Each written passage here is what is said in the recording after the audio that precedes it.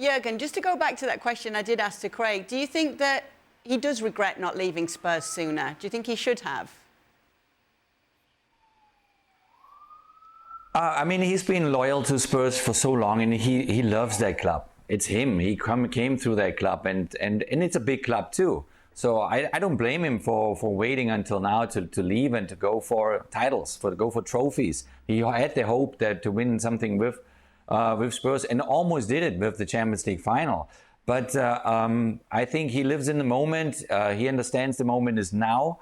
It's a big year for Harry Kane because it will end also in the European Championship. And that European Championship will be played in Germany, so his new hometown in a certain way. And maybe he can make it happen to win trophies with Bayern Munich and end up actually winning the European Championship with England, which is, in my opinion, the big favorite for the European Championship, because they're getting closer and closer to get that trophy that they so badly want since a long time. Yeah, we don't want that, do we? I don't mind them scoring. I don't mind them scoring goals for Bayern, Jurgen. But you know, we'll have to slow down on the England side of things here. You know. Well, obviously, he's a huge difference maker, Frank, for both teams, for both Bayern Munich and England, when it comes to being a favourite in these tournaments. Well, you know what? I want for Kane the best, and if he has to win the European Championship with England, I'm ready to Against accept France. it, because I mean that guy. Whatever he can be, you know, that guy deserves so much. I mean, can you imagine now what he must think about Spurs right now playing? Can you imagine Spurs playing like that with him on top of all the players that they have and the quality that they have this year with Postecoglou? That would have been perfect. I really wish him to win, because imagine that Spurs get something out of the season that they're having right now. But because Bayer Leverkusen is too strong, they win the Bundesliga. And because, you know, in Champions League, Bayern Munich doesn't go to the final, doesn't win it. And Kane will still be with nothing. I really hope he's going to get something out of it, because he's such a perfect player. He has everything, all the tools that you need.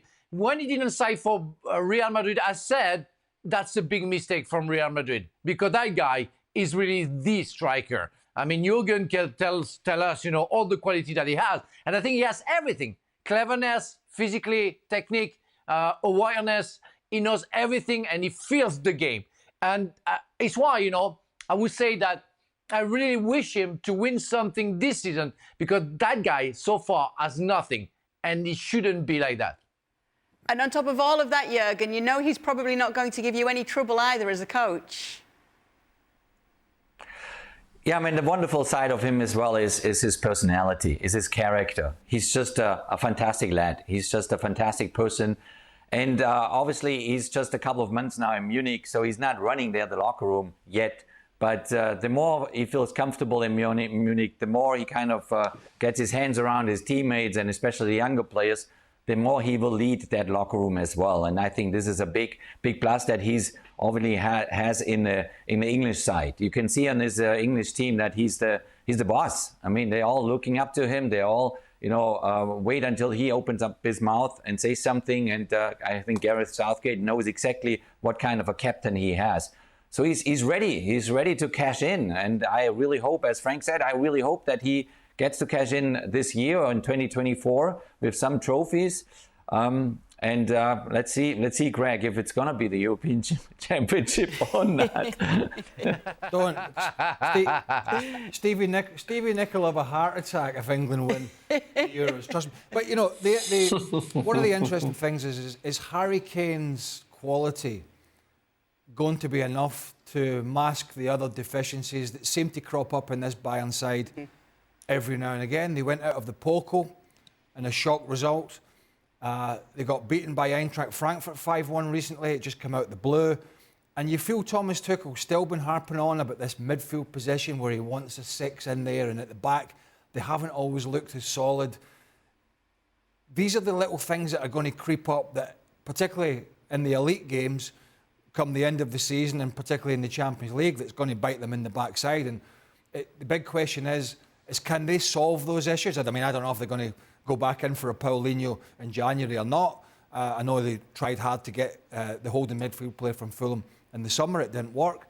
But Tuchel just doesn't seem entirely happy with a couple of little areas in his side. Now, a really good striker can mask that to a certain extent, and Harry Kane is doing that. But every now and again, it just seems to come back with Bayern, and there's a result that just pops out of nowhere and go, wow, didn't see that coming, from a negative point of view. Yeah, but obviously still a huge team to be feed. What have you made of what we've seen of his transition, Luis, going from the Premier League to Bayern Munich and just scoring all these goals that he has been?